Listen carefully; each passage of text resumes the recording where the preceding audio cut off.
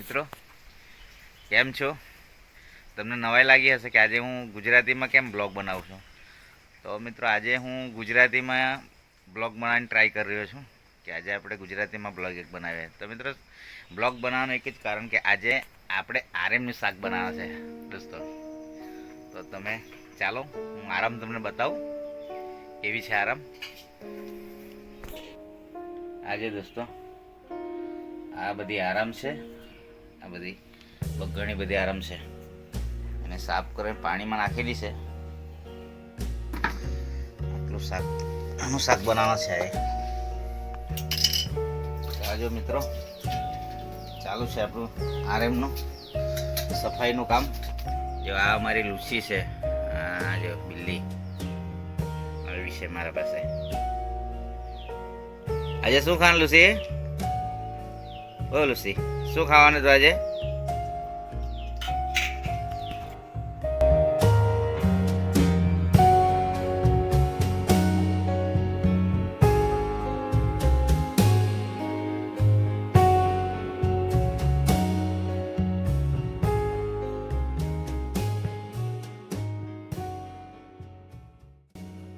તો મિત્રો આજો આપણે આરામ ધોઈને સાફ કરી નાખી છે. હવે આપણે સમારીએ. આ જો આટલી બધી છે એને આપણે સમારી લઈએ. આપણે એને કાપી નાખીએ પહેલાં,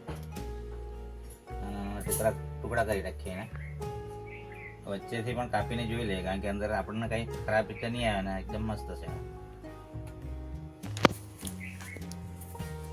હા એકદમ ચોખ્ખી છે, જોઈ લો. એ રીતે આપણે કાપીને જોઈ લેવાની કે અંદર કંઈ ખરાબ તો નહીં આવી જાય કેમ. તો આપણે આ બધી સમારી લઈએ.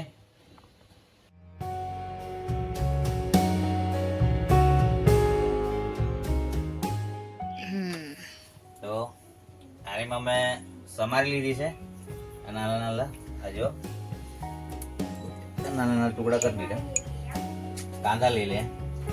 આ એક કાંદો કાપ્યો છે પણ આપણે આમાં 5 કાંદા લેવાના છે. 5 કાંદા એટલા આપણે સમારી લઈએ.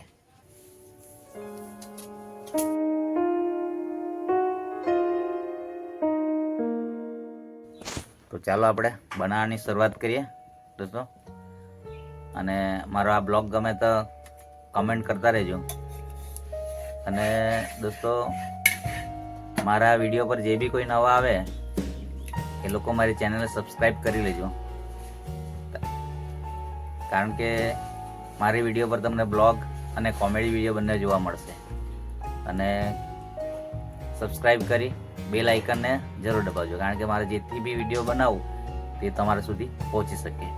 અને મારા વિડીયો કેવા લાગે તો તમારે કોમેન્ટમાં મને જણાવવાનું. ચાલો શરૂઆત કરીએ બનાવવાની. તો દોસ્તો આરામની શાક સાથે ચોખાના રોટલા પણ એક સાઈડ બનાવવાનું ચાલુ છે. આ જોઈ લો, તે પણ ચૂલા પર. ચૂલા પરના રોટલા એટલા મસ્ત લાગે છે ને. તમે પણ આ રીતે જ બનાવતા હશે ને મિત્રો? ચોખાના લોટના પૂડા આ રીતે બની જાય છે. એની સાથે ખાવાની પણ બહુ મજા આવે. તો મિત્રો આપણું કઢાઈયું રેડી છે. કઢાઈયામાં આપણે તેલ નાખીએ.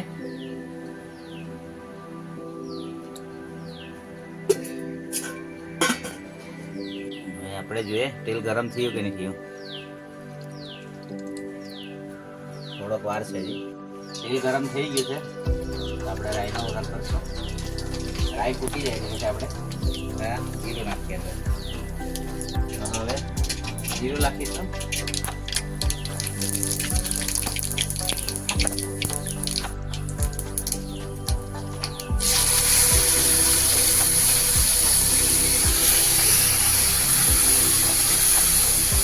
એને પહેલા આપણે શેકી લેવાનું.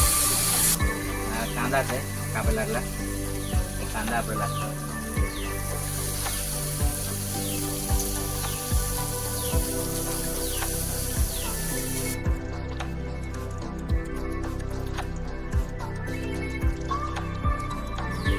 તો મિત્રો હું તમને એક મસાલો શેકવાની એક મસ્ત ટ્રીક બતાવું, સૂકા મસાલા. તો તે જ રીતે તમે શીખવાનું, કોઈ દિવસ પણ તમારો મસાલો ચોટી નહીં જાય કે તમારો બળ નહીં જાય. તો પહેલાં શું કરવાનું મિત્રો, જો આપણે જેટલો પણ મસાલો લેવાનો હોય તેની અંદર આપણે વાટકીમાં કાઢી લેવાનું. વાટકી હોય બાઉલમાં ગમે તેમાં કાઢી લેવાનું.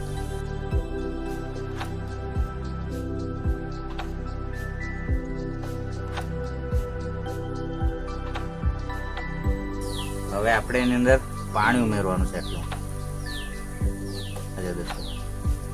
આટલું પાણી તમે નાખો અને અંદર કોઈ પણ ચમચી વડે આપણે એને મિક્સ કરી દઈશું. હલાવી લેવાનું બરાબર પાણી સાથે એકદમ.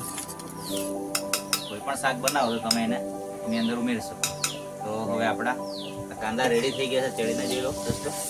તો એની અંદર હવે આપણે આ મસાલો આપણે અંદર નાખી દઈએ.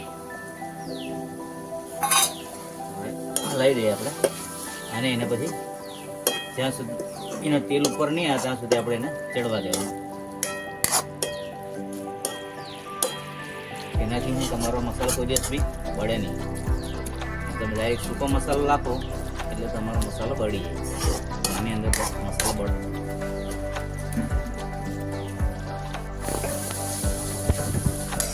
તો આપણે હવે ઠંડા ચડી ગયા છે.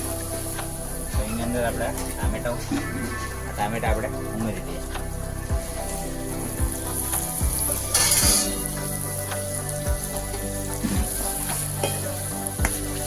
હવે આપણે છે ને ટામેટા એકદમ આપણે ચડીને એકદમ ફાઇન થઈ જાય ત્યાં સુધી આપણે આને ચડવા દઈશું.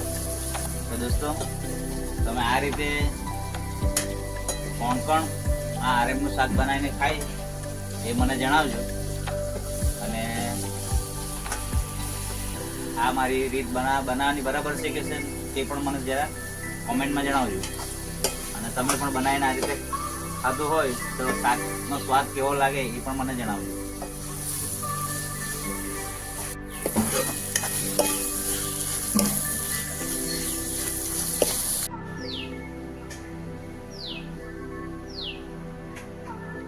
કાંદા ટામેટા ચડીને રેડી છે. હવે આપણે એની અંદર આરામ નાખી દઈશું. આપણે અંદર આરામ નાખી દઈએ.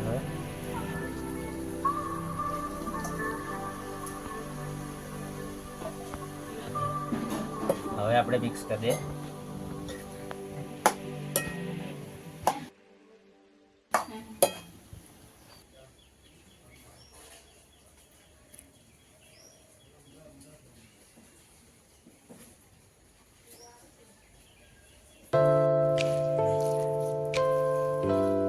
તો આપણે મિત્રો આને આપણે એકદમ મસ્ત ધીમા તાપે ચડવા લેવાનું છે.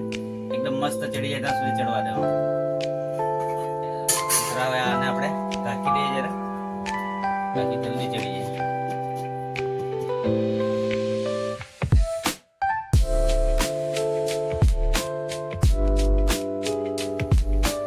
જોઈ લઈએ હવે પાછું એકવાર. અને આપણે જ્યાં સુધી આ પાણી બધું સુકાઈ નહીં જાય ને ત્યાં સુધી આપણે એને ચડવા દેવાનું છે. તો હવે મિત્રો આપણે આને ખુલ્લું રાખવાનું.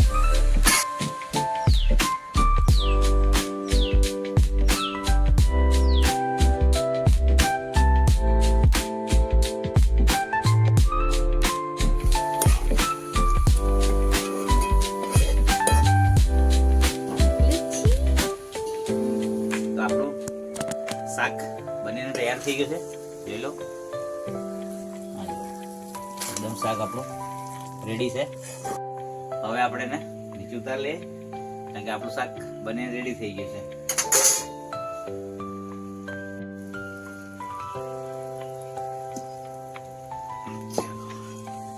આપણું શાક રેડી થઈ ગયું. એકદમ મસ્ત સુગંધ આવી ગઈ. મસ્ત લાગશે શાક આજે. અને તમે પણ આ રીતે બનાવીને કોશિશ કરજો અને તમે પણ ખાઈ જજો એકદમ. બહુ મસ્ત શાક લાગે તમને. અને હવે આપણે તમને આનું જ રેસીપી જે રસામાં બને છે એ પણ હું તમને બતાવવાનો છે, એ આગલા વિડીયોમાં બતાવું તમને. તો એ વિડીયો પણ તમે ખાસ જોજો. આના પછી ચોખાના લોટનો પૂળો, રોટલો આ રીતે બનાવી શકે. ચોખાના લોટનો પૂળો અને આ શાક. આ જો કેટલું મસ્ત છે જો. તો ચાલો આપણે પણ મજા લઈ જોઈએ કેવો સ્વાદ લાગે.